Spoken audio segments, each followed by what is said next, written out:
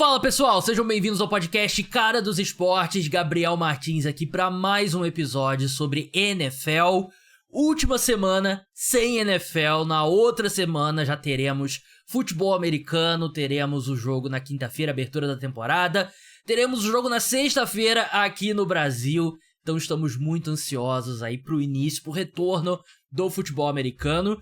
Hora de dar palpites, hora de fazer previsões pra temporada, e a gente vai começar hoje com um programa que a gente já faz uns 4, 5 anos, talvez mais até. Eu e o meu amigo Felipe Lora, esse jornalista que comanda o @oquarterback, jornalista do Valor Econômico, faremos previsões ousadas para a temporada da NFL. Índice de acerto ao longo dos anos questionável, mas sempre aquelas previsões ali que a gente discorda talvez mais do consenso. Não necessariamente a gente tá cravando o que vai acontecer, mas é algo que a gente acredita que pode acontecer. E sempre, de vez em quando a gente acerta, e sempre tem umas discussões bem interessantes. Felipe, seja bem-vindo mais uma vez ao programa. Tá chegando, hein? Fala, Gabriel, tudo bem? Tá chegando, finalmente tá chegando, e a gente tá nesse momento que é o momento que eu mais gosto desse finzinho de pré-temporada, que é das previsões, porque essa pré-temporada em especial foi muito ruim. Foram jogos extremamente ruins nessa pré-temporada, pior do que a média. Então eu tô muito ansioso para ver realmente jogo de verdade em campo, ver os grandes jogadores da NFL em campo, e vamos dar nossos palpites aqui de coisas que não vão acontecer nessa temporada, mas a gente acha que vai acontecer. Fale por você. Pra mim aqui é 100% de aproveitamento, todas as minhas previsões. E eu combinei com o Felipe da gente fazer 3 e eu separei 5 aqui. 2 menores, mas eu tenho algumas aqui que eu gosto bastante. Ao longo da semana, da próxima semana, os próximos 10 dias, a gente vai ter podcast aqui com os palpites pra temporada. Ali quem vai aos playoffs em cada divisão, quem vai vencer cada divisão, quem vai pro Super Bowl.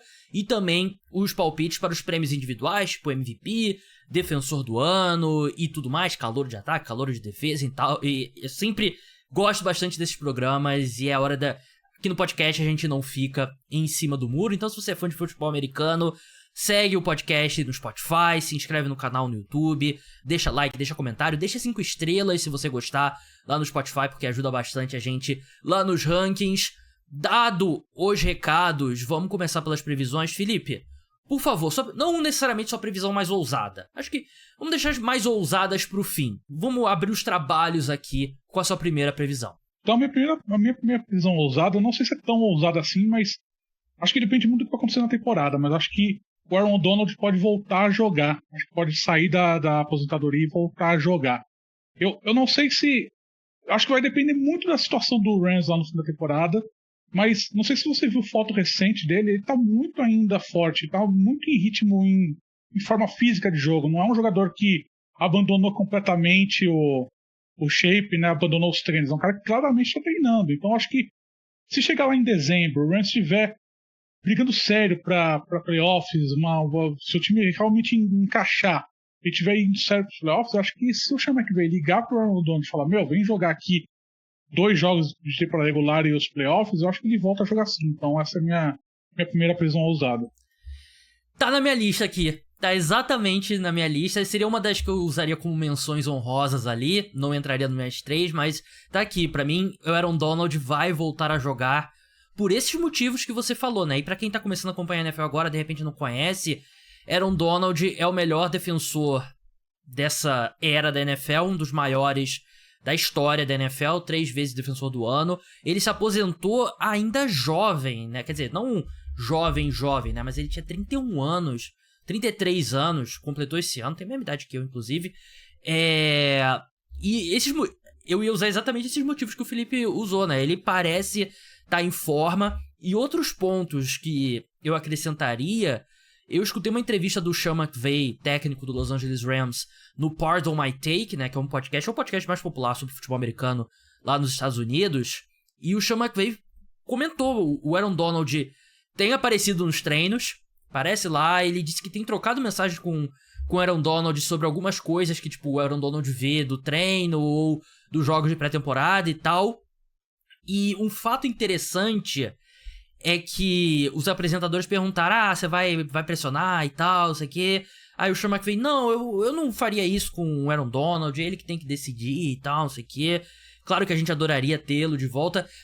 E eu acho que o fato dele não querer colocar essa pressão no Aaron Donald é meio que uma tentativa dele não tentar forçar e aí o Aaron Donald se fechar. É meio tentar deixar o Aaron Donald chegar à decisão de que ele quer voltar a jogar por si só. Eu acho que é meio nessa linha aqui. E o Aaron Donald, como você falou, ele tá em forma. E ele é um cara que pode ter, sei lá, dezembro decidir voltar a jogar. E os Rams, eu acho que é um time que vai ser competitivo esse ano. Então eu colocaria como uma chance real. Há quem diga, né, Felipe? Existe uma forma de pensamento que tudo na vida é 50-50, né? Ou vai acontecer ou não vai. E eu colocaria mais ou menos assim com o Aaron Donald. Eu também acho, eu acho exatamente isso, porque se o time encaixar de verdade, acho que você adiciona de volta o Aaron Donald naquela rotação, que tá uma rotação boa. Tem o Kobe Turner, que ano passado foi muito bem, e acho que esse ano vai ter uma nova temporada também excelente. Você coloca o Aaron Donald, mesmo que ele não seja titular, mesmo que você coloque ele na rotação da linha defensiva, mesmo nisso, acho que ele já cria uma diferença enorme. Você vai ter um jogador que vai estar saudável em dezembro, um cara que tem o pedigree dele, né, que claramente todo mundo sabe a qualidade dele como jogador. Você coloca isso, pode ser o fio da balança em alguns jogos. O cara pode conseguir um sec, pode conseguir forçar um fumble. Então, e não mostrou nenhum sinal de declínio ano passado também, né? Exato, ele parou porque ele quis parar, porque ele decidiu parar nos próprios termos. Não é um cara que sofreu lesões, um cara que tá com problemas de saúde, nada disso. Ele parou porque ele simplesmente viu que tá num ponto legal da carreira dele, que ele ainda estava saudável, e falou, vou parar, vou curtir a vida. Mas eu acho que isso deixa uma janela, porque não foi uma aposentadoria, não é aquela quebra, né? Não é quando o jogador se aposenta porque realmente não consegue mais jogar. Então acho que isso ainda fica na cabeça dele. E é bom destacar também que o contrato dele com o Rams não acaba, né? Então, assim, quando um jogador se aposenta sob contrato, o contrato é suspenso. Se o jogador voltar, o contrato volta a valer onde parou. Então, ele tem 1 ano de contrato ainda, 1 ou 2 anos de contrato pela frente com o Rams. Então, ele não seria free agent, por exemplo. Então, ele voltaria direto pro Rams se ele voltasse a jogar. Sim, verdade. E os Rams, como você falou da linha defensiva, eles investiram bastante, né? Além do Kobe Turner, que teve uma ótima temporada no passado, eles draftaram o Jared Verse, né? Que é um edge rusher de Florida State na primeira rodada, e o Brandon Fisk também de Florida State na segunda ou terceira rodada, agora eu não lembro. Então é uma linha defensiva já muito forte, e aí você bota o Aaron Donald, que como eu falei, pra mim ele é um dos 5 melhores defensores da história da NFL. É um absurdo dizer isso. Não, absurdo nenhum. Acho que tá lá em cima. Acho que é top 2, inclusive. É por aí mesmo. Eu e o Felipe torcemos pro New York Giants, então eu imagino que o número 1 dele seja o mesmo que o meu, Lawrence Taylor. Exatamente. O único MVP defensivo. É o único, né, da história da NFL, né? Agora eu tô... Desde então eu tenho certeza. Mas acho que é o único. Eu acho que sim. É. Sim. Enfim, grande Lawrence Taylor. Vamos começar uma previsão ousada minha aqui agora. É bem mais direta e talvez seja mais ousada. Eu quero saber a sua opinião, Felipe. Eu acho que o Arizona Cardinals vai chegar nos playoffs. Sim, o Arizona Cardinals, que tem sido um dos times mais... Acho que não dá pra nem dizer nem medíocre, né, nos últimos anos, né? Tem anos bem fracos aí. Mas eu gostei do que a equipe mostrou na temporada passada, mesmo a campanha não sendo boa. Eles acrescentam o Marvin Harrison Jr., que pra mim vai ser especial logo de cara. Eu acho que é um cara que ele vai pisar num campo na NFL e vai ser um dos 10 melhores wide receivers da liga. E eu gostei do que eu vi do ataque da equipe, né? Eu achei que a equipe correu muito bem com a bola, tanto que você vê número de eficiência do jogo terrestre dos Cardinals, dos melhores na NFL. Eu ainda acredito no Kyler Murray. Eu acho que uma temporada inteira dele saudável, com o Marvin Harrison, com continuidade na comissão técnica, né? O Drew Petzing indo pro segundo ano como coordenador ofensivo. Você tem o Trey McBride, que apareceu muito bem tight end na última temporada. Então eu acho que o Cardinals vai ser um time que a defesa ainda vai ser ruim. Mas que o Jonathan Gannon seja um head coach que veio do lado defensivo, você olha em termos de talento, ainda é uma defesa muito fraca. Sim, nome por nome, uma das piores da NFL. Mas eu acho que o ataque vai ser muito bom. Eu acredito que os Cardinals têm potencial pra ter um dos 10 melhores ataques da NFL. E pra mim, isso vai ser suficiente pro Arizona Cardinals chegar nos playoffs. Por isso, sempre tem um time que vem meio que do nada, assim. Não que o Cardinals esteja vindo do nada, porque eu acho que muita gente tem a mesmo feeling de que é um time que jogou melhor do que o esperado em 2023. Mas sempre tem um time, tem sempre uma mudança muito grande no número de equipes que foram nos playoffs num ano em relação ao ano seguinte.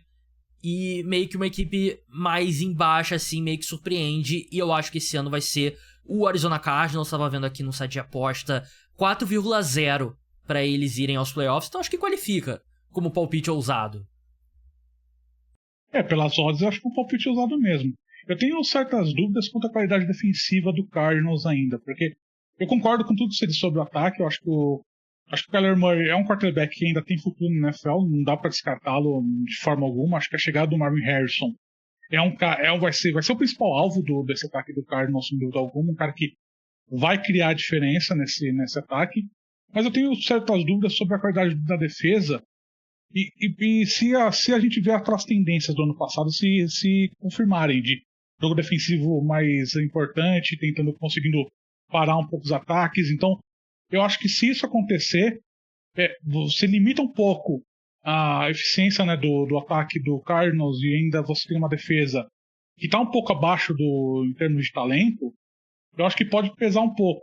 Mas eu não descarto essa possibilidade de chegar aos playoffs se tudo der certo. Se a defesa for minimamente funcional, se conseguir exceder um pouco a expectativa em termos de talento, eu acho que chega nos playoffs sim. Ainda mais uma conferência que é fraca, né? Uma conferência que nas 3 vagas de wildcard ele provavelmente consegue a última. Provavelmente mesmo se for 9 vitórias na temporada, acho que ele consegue, 8 vitórias na temporada talvez consiga. Então eu acho que é possível sim, mas eu acho que vai depender muito se o Jonathan Gannon conseguir elevar o nível da defesa, porque oficialmente, como você disse, sem dúvida alguma, está projetado para ser um dos grandes ataques dessa temporada. E assim, o Kyler Murray, eu vou morrer abraçado. Eu vou afundar com o navio, eu vou ser a última pessoa a desmontar aqui meu acampamento na ilha Kyler Murray. Não me importo, porque o que eu vi do Kyler Murray nos bons momentos, pra mim é de um quarterback que pode ser especial. De um quarterback que pode ser top 10 na NFL. E ele tem 27 anos, acabou de fazer 27 anos. E eu ainda acredito nele. Então, se eu tiver que afundar junto com o navio, eu vou ser o cara lá tocando violino lá no Titanic, né? Enquanto o pessoal tá saindo nos botes salva-vidas. Eu acredito ainda no Kyler Murray. Jonathan Gannon, que eu não acreditava. Depois aquela entrevista famosa dele, aquele vídeo dele se apresentando pros jogadores, né? Que parecia The Office. E ele superou isso. Eu achei que ele teve um ano muito bom, dado o nível do talento do elenco. E é mais um voto de confiança no Kyler Murray e no Marvin Harrison, porque eu acho que tem tudo pra ser uma conexão muito especial e, tipo, logo de cara. Porque o Marvin Harrison não é o calouro normal que entra na NFL, né? Ele é diferente. Ele chega já... Como eu falei, eu acho que ele pode terminar a temporada já como um dos 10, talvez, quem sabe até 5 melhores wide receivers da liga. Felipe, sua segunda previsão ousada.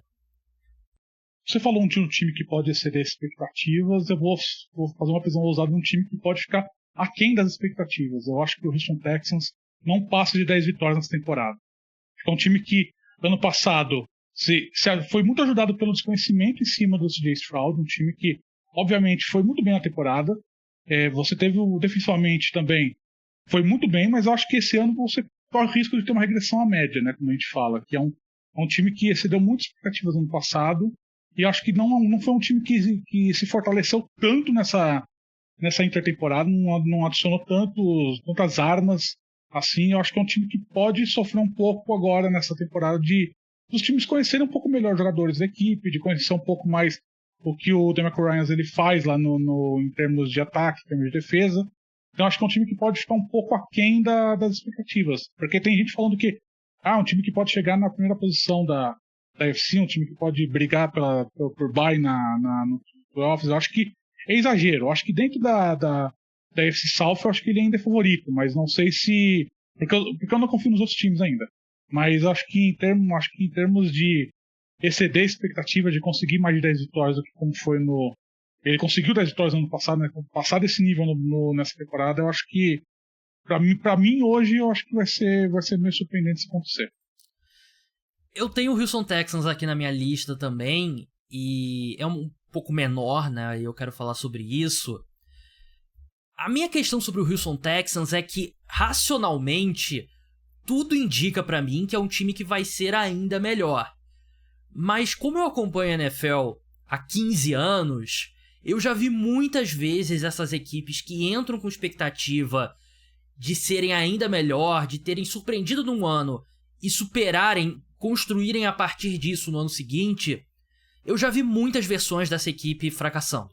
E não é nada numérico, não é nada de analítico, as estatísticas e tal, não tem nenhum ponto no Houston Texans que me leve a crer que isso vai acontecer, que de fato a equipe vai cair de nível. Mas eu tenho esse feeling, eu tenho esse mesmo feeling que o Houston Texans pode ficar um pouco abaixo das expectativas, porque tem um ponto muito importante. Claro, o Houston Texans tem o CJ Stroud, que é incrível, tem um futuro brilhante pela frente, manteve o Ben Johnson, acrescentou nos dois lados da bola. Manteve o Ben Johnson, não, manteve o Bob Slowick, né, o coordenador ofensivo, né? Sim. O Ben Johnson é o coordenador ofensivo do Detroit Lions. Mas o Detroit Lions é um bom exemplo, que é um time que foi competitivo em 2022, superou as expectativas, eliminou os Packers naquele último jogo do Aaron Rodgers. Em 2023 chegou na final de conferência. Mas o Detroit Lions é meio que um ponto fora da curva. Porque eu sinto que na maioria das vezes esse time que é a sensação, que superou a expectativa num ano e pro outro, ele sempre decepciona um pouco e é difícil. É uma questão de feeling. E eu tenho essa mesma sensação que você, que acho que o grande ponto sobre o Houston Texans é o peso da expectativa. Porque ano passado eles não tinham expectativa nenhuma. E conseguiram chegar nos playoffs, venceram um jogo de playoff. Esse ano, eles são um dos palpites favoritos aí do pessoal pra chegar na final da AFC. Lidar com essa expectativa é muito difícil. E ainda mais tratando de um head coach jovem, de um quarterback jovem, de um time, a maioria dos jogadores sendo jovens, eu consigo ver perfeitamente o seu ponto de que pode ser uma equipe que decepcione.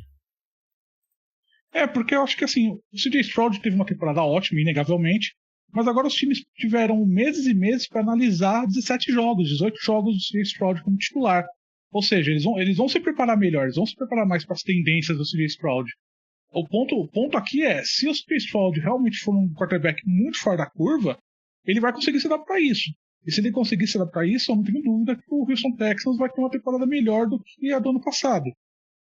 A questão é, o histórico, como você bem disse, a gente assiste a NFL há muito tempo para ver essa história se repetindo várias vezes.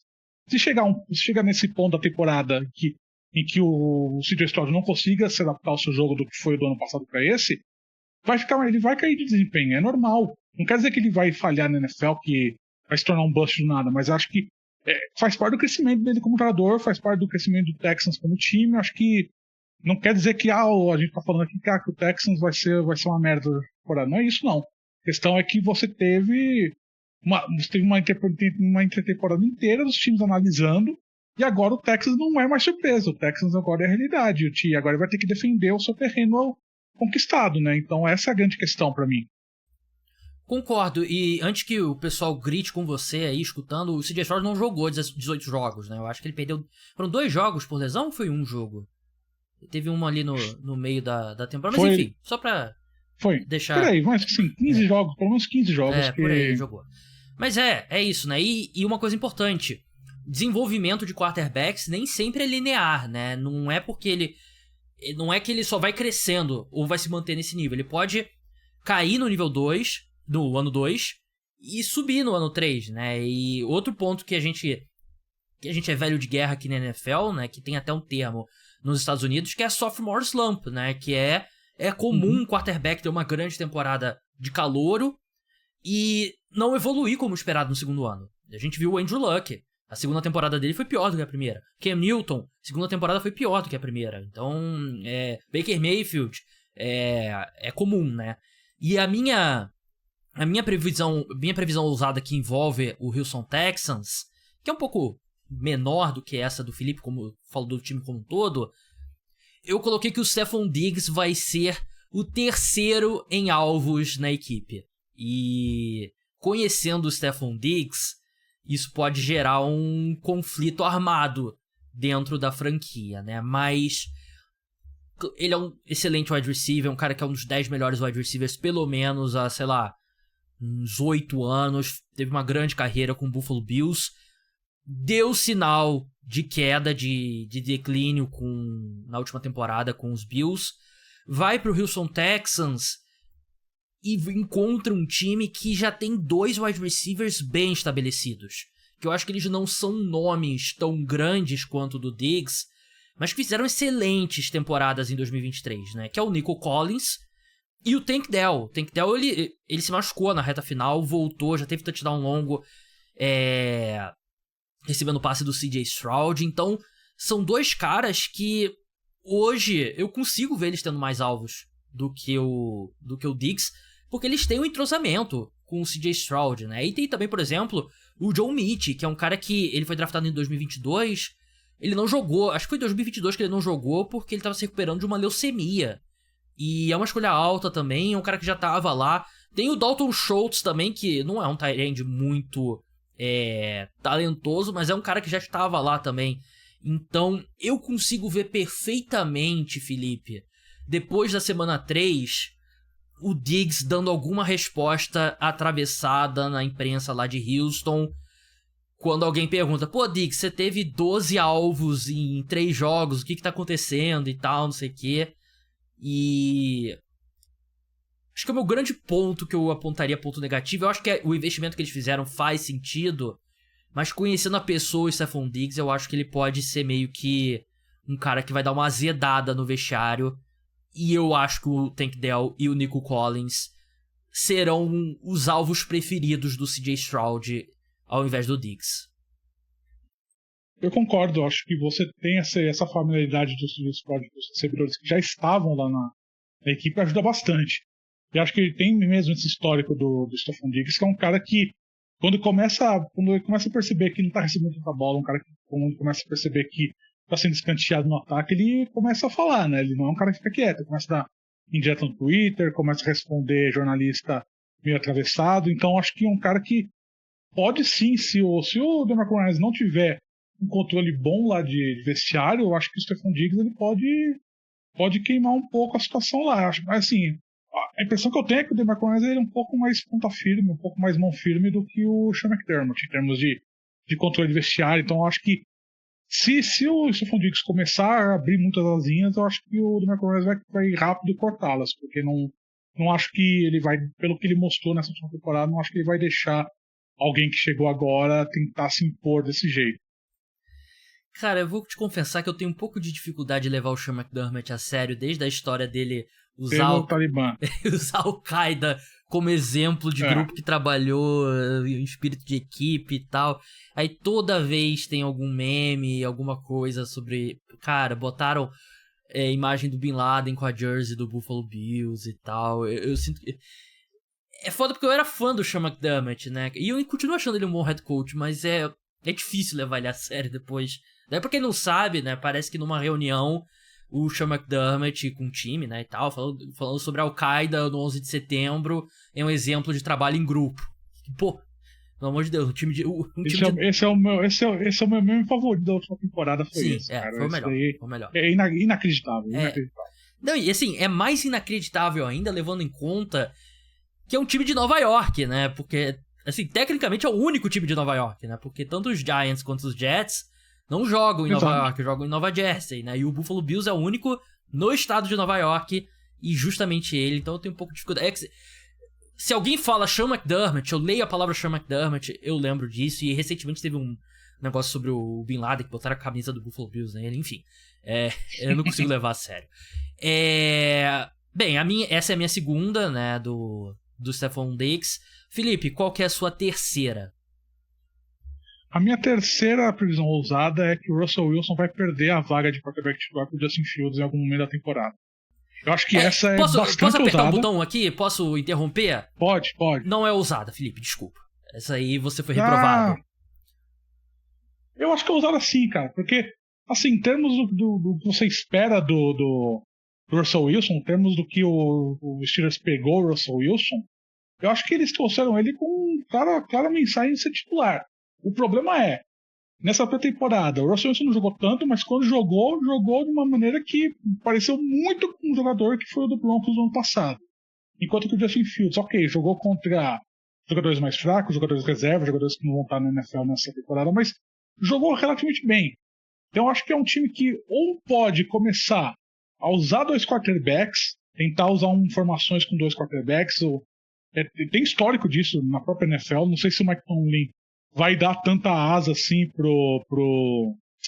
Esqueci o nome do novo coordenador ofensivo, Arthur Smith, não sei se o Arthur Smith vai ter essa liberdade toda para fazer um esquema com dois quarterbacks, mas eu acho que, sabendo como o Arthur Smith operou lá no Falcons, sabendo que o Mike Tomlin é um cara que, ano a ano, ele vive na berlinda, né, um cara que tá no fio da navalha todo ano, eu acho que se o Russell Wilson começar a mostrar que realmente aquele jogador que a gente viu no Broncos ano passado é agora o Russell Wilson, não vai passar aquilo, acho que o Justin Fields ele tem chance sim de ser titular nessa equipe do Steelers, sim. E logo, não acho que não vai ser lá no meio da temporada. Que se passar 3, 4 jogos e virem que o Russell Wilson não tá rendendo o que se espera, não tá tendo não tá conseguindo reviver a carreira, acho que o Justin Fields pode ser titular já em outubro dos Steelers. Cara, eu não acho que é ousado porque eu acho que os dois vão jogar. E eu acho que pode ser. E eu concordo plenamente com você. O Russell Wilson assinou com os Steelers com a promessa de ser titular. E é por isso que ele vai ser o titular na semana 1, né? Até que ele lidou com lesão na pré-temporada e tal, mas eu acho que os dois vão jogar e eu acho que pode ser uma coisa. Tipo, o Russell Wilson começa a jogar mal, entra o Fields, ele joga mal também, aí volta o Russell Wilson. Eu não ficaria nem surpreso se a gente visse o Kyle Allen em algum momento, né? Porque tem sido um carrossel nos Steelers, né? A posição de quarterback, né? Mitch Trubisky, Kenny Pickett, Mason Rudolph, Josh Dobbs e essa galera toda, né? E eu acho que é um time que tá meio perdido mesmo, né? E é aquela frase famosa do Bill Parcells, né? Quando você tem 2 quarterbacks, na verdade você não tem nenhum, né? E eu acho que faz sentido, porque o Fields é um baita talento correndo com a bola. Você tentar usar ele ali como corredor e tal, mas eu sinto que o Fields não estaria muito animado pra fazer isso. E o Russell Wilson não é mais o cara que ele já foi, né? Eu até gosto da adição do Arthur Smith, né? Eu acho que ele... Pra mim ele vai ser um daqueles caras que a gente vai lembrar como um cara que é um bom coordenador ofensivo e não é bom head coach. Ele foi péssimo em Atlanta.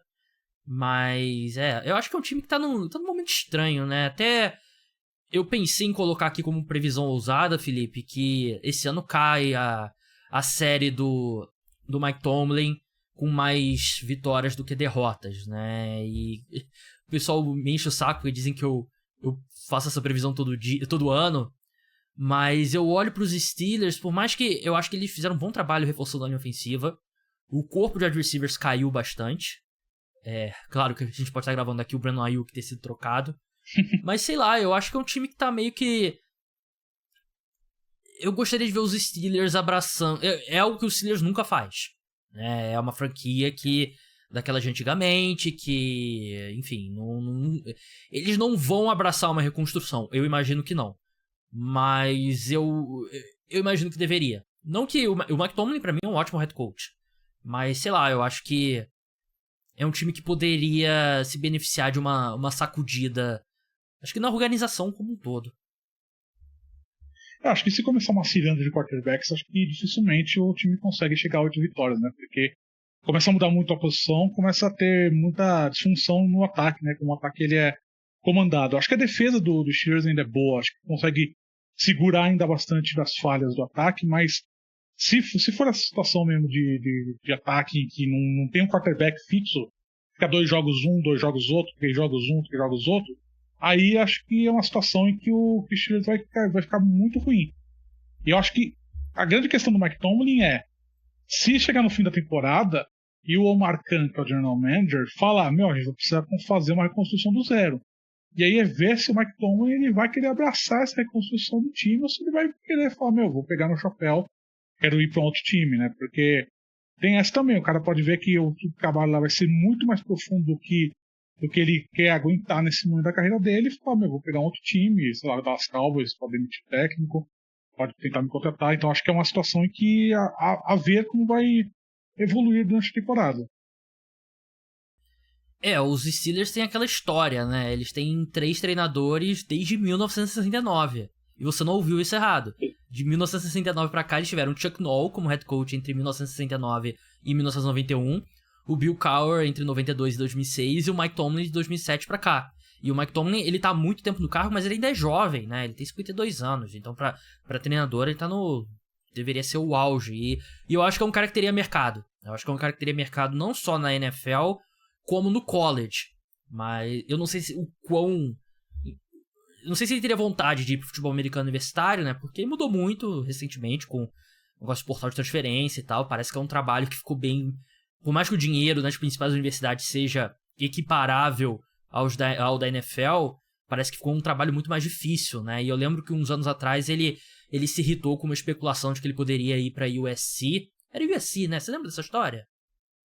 Sim, acho que era USC mesmo, quando antes do Lincoln Riley, né? Alguns anos. Foi.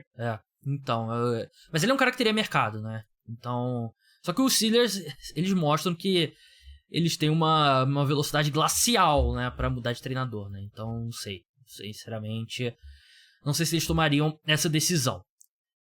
A minha terceira previsão ousada, Felipe, eu falei tem um ponto que se conecta com a sua previsão.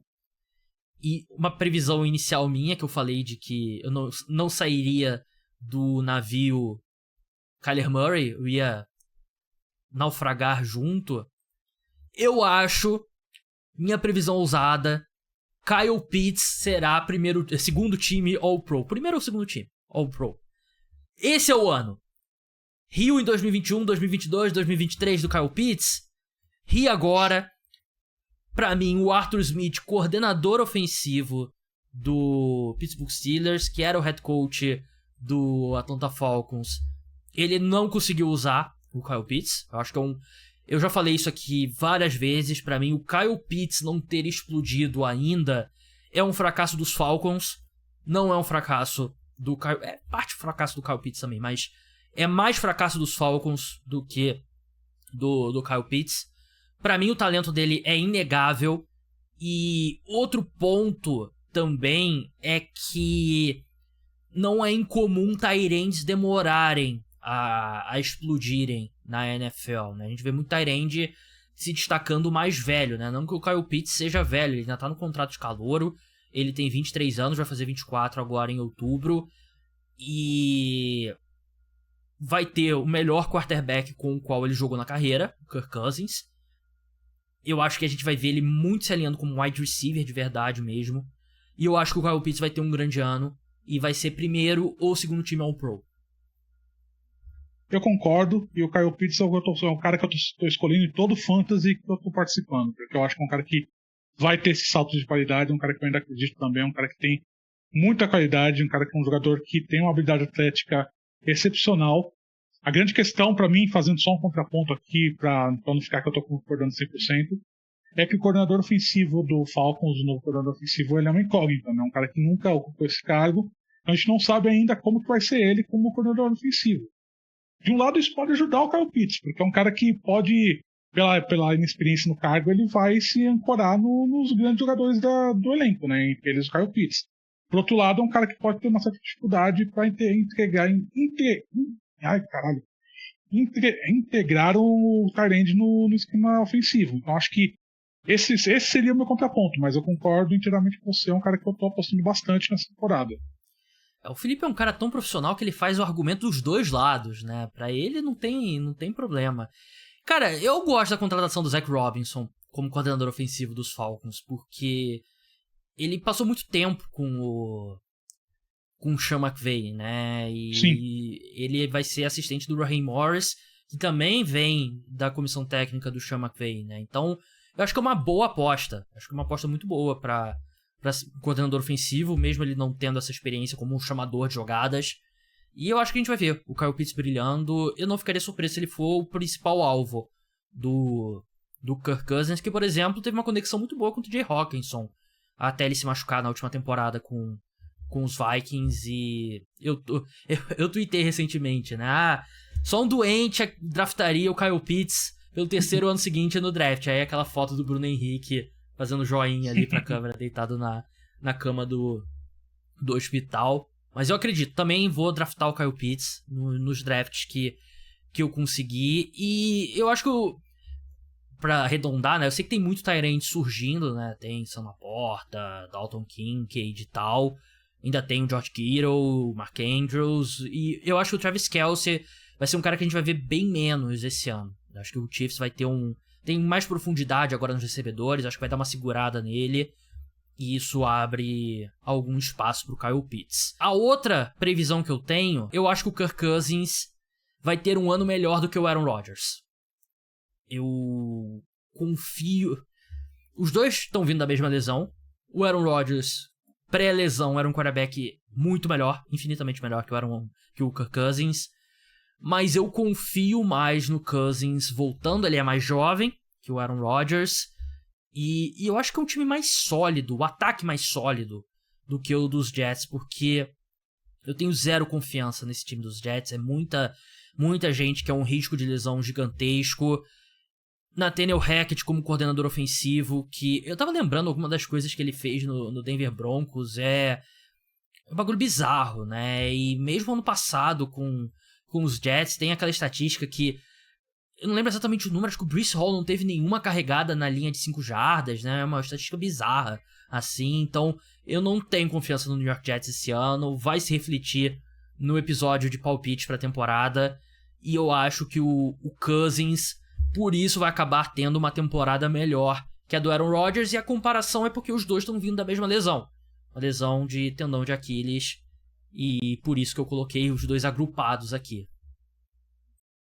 Eu acho que é justo pensar isso. Acho que o Aaron Rodgers ele ainda pode voltar um pouco melhor, porque ele se lesionou antes do Kirk Cousins, né? Então acho que ele já teve mais tempo de recuperação, um cara que pode voltar mais acostumado com o campo do que o Kirk Cousins. Mas eu acho que é possível sim, exatamente pela fator idade. Você tem um quarterback de 40 anos, numa equipe que me parece muito, muito volátil, né? Um time que qualquer coisa me parece que pode explodir a bomba lá dentro. Então, um time com muitos egos, um time que tem muita gente conversando, muita gente falando. Então, acho que pode ser um time que, se não der certo, a bomba estoura muito fácil lá. E eu acho que isso tira um pouco do ânimo do Aaron Rodgers na temporada. Enquanto que o Kirk Cousins ele vai entrar na temporada ainda meio mordido do time que tem escolhido o Mike Banks Jr. no draft no primeiro round, né? Então, acho que isso vai motivá-lo a ter uma temporada melhor, até tentar ter uma temporada melhor.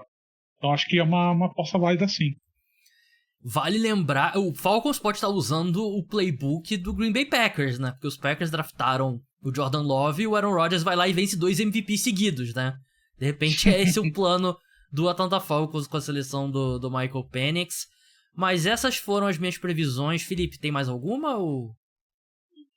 Tem algumas menores aqui. Uma que eu coloquei é que até o final do ano a gente vai ver a Arábia Saudita como acionista minoritário em um time da NFL. Travis Kelce não vai pedir a Taylor Swift em casamento durante a temporada, vai esperar até a fim da temporada, mas é isso. Você vai ver petrodólares, vai ter uma SAF de um time da NFL, é isso que você tá falando? Eu acho que sim, porque essa semana provavelmente os times vão aprovar que entidades podem sim ter participação em equipe, porque hoje na NFL só pessoa física pode ser dono de time, mesmo participação minoritária. Agora eles vão abrir para participação minoritária de entidades, de empresas, e eu acho que isso abre um mercado que é a caixa de Pandora para a NFL, porque você vai começar a atrair fundos da Arábia Saudita, fundos do Qatar, etc., fundos americanos para ter participação na equipe. Então acho que isso vai, e você tem a Arábia Saudita muito forte nisso, né? Investimento em esportes, né, internacionais, para tentar exportar um pouco a marca. Acho que vai ser interessante isso, até em termos geopolíticos, como que os Estados Unidos vão lidar com essa questão de possivelmente a Arábia Saudita comprar, sei lá, 10% do Seattle Seahawks, por exemplo. Eu acho que é uma questão que pode ser bem interessante ser acompanhada nessa temporada em termos de mercado, né, da NFL. Esse é o lado jornalista de economia do Philip Lawrence falando. Eu vi essa notícia também e é bem interessante, que é exatamente isso, né? Na NBA já pode. Você já tem alguns fundos que são donos de parte de times. Tem alguns que tem o dono, que é a cabeça ali, mas ele faz parte de um grupo e tal. E acho que o problema, entre aspas, da NFL, que eu acho que é um ótimo problema pra você ter, né? Se você é o dono de uma das 32 equipes, é que a NFL se valorizou tanto na última década que o grupo de pessoas que podem comprar um time é muito pequeno, né? Se tornou mínimo, né? Porque, beleza, hoje o Dallas Cowboys vale o quê? Uns 7, 8 bilhões de dólares? Beleza, mas quantas pessoas têm dinheiro pra comprar isso, né? Chega um ponto que o negócio vale quanto que o mercado tá disposto a pagar, né? E não tem tantas pessoas assim com dinheiro, né? E se você abre para esse tipo de fundo, né? Pra investir em partes de time e tal, pode ser uma forma de entrar mais dinheiro na NFL, né? E, assim, volta aquela... Não pra sair muito da linha do podcast, Felipe. Como a gente falou, né? A gente acompanha a NFL há muito tempo. E eu lembro que no início dos anos 2010, ali, no auge de toda a confusão do Ray Rice e do processo contra a NFL pela questão da concussão e tal, as pessoas... A NFL perdeu... Tem aquele filme do Will Smith e tal, não sei o quê. Teve um momento que parecia que a gente caminhava para, sei lá, daqui a 2040, a NFL não ser mais a liga mais popular dos Estados Unidos. Ser ultrapassada pela NBA, que estava crescendo muito e tal, e parecia que o futebol americano ia começar a cair, o pessoal ia ter... não vou deixar meu filho jogar futebol americano e tal, não sei o quê. Mas a sensação que eu tenho é que o inverso aconteceu. Hoje a NFL parece mais popular do que nunca. Fala-se muito da cultura multiesportiva dos Estados Unidos, que é verdade, mas assim, a NFL é muito mais popular. Você bota a NBA, a Major League de Baseball e a NHL de hockey juntas, não dá a audiência da NFL. Você pega os 100 eventos ao vivo mais assistidos nos Estados Unidos, são, sei lá, 90 jogos da NFL, 4 jogos de futebol americano universitário, sei lá, Olimpíada e Final Four do basquete universitário. É nesse tipo que a gente tá falando. Então a NFL é uma máquina de... Se quem tem um time da NFL, porra, é uma máquina de imprimir dinheiro, né? E o Jerry Jones, ele comprou o Dallas Cowboys, se eu não me engano, 90 milhões de dólares, né? Eu acho que ele pagou Foi isso por aí. No Dallas Cowboys nos anos 80. E hoje vale 100 vezes isso, né? Então eu acho que eu acho que tem muito a ver com isso que eu falei. Eu acho que é o fato da NFL olhar e falar assim, 140 milhões de dólares que ele pagou em 1989. Que não é nada perto do que vale hoje. Eu acho que a NFL chegou num ponto que não tem muitos seres humanos capazes de, como pessoa física, comprarem uma franquia. O valor das franquias aumentou muito. Isso é muito por conta do trabalho do Roger Goodell como comissário da NFL. E já que a gente está falando de previsões ousadas, uma coisa ousada que eu vou falar aqui é que o Roger Goodell já é o maior comissário da história da NFL. Porque é o que você bem disse, lá no começo dos anos 2010, a gente achava... Era um momento meio ruim da NFL. Era um momento que a gente achava que a NFL ia acabar. Eu até escrevi uma coluna no antigo site Liga dos 32 falando que o título era a NFL vai acabar. E eu fazia uma previsão que a NFL não ia conseguir sustentar até 2050 se não fizesse mudanças muito profundas, tanto culturais quanto esportivas. Eu acho que o Roger Goodell ele conseguiu implementar muitas dessas mudanças, tornou o jogo mais seguro, sem dúvida alguma. Hoje a NFL é uma liga muito mais segura do que era quando a gente começou a assistir lá no começo dos anos 2000. Muito mais segura, indubitavelmente. O jogo hoje também ele tem um apelo muito maior, tanto nos Estados Unidos quanto internacionalmente. Uma coisa que essa expansão internacional é muito do Roger Goodell, ele que abraçou essa ideia e hoje deu muito certo. É a liga americana que melhor se expande internacionalmente. É a NFL, que é maluco você pensar que o futebol americano hoje tem presença internacional melhor do que a NBA em termos de jogos, né, em termos de realização de jogos. Então acho que isso tudo, em flows, contratos de televisivos, né, transmissão, que fez o valor das franquias subir absurdamente. Então hoje você não tem pessoas suficientes que consigam comprar um time da NFL. Jeff Bezos consegue comprar sozinho? Conseguiria. Tentou, né? Mas hoje você... Tentou, exatamente. E vai tentar novamente, muito possivelmente.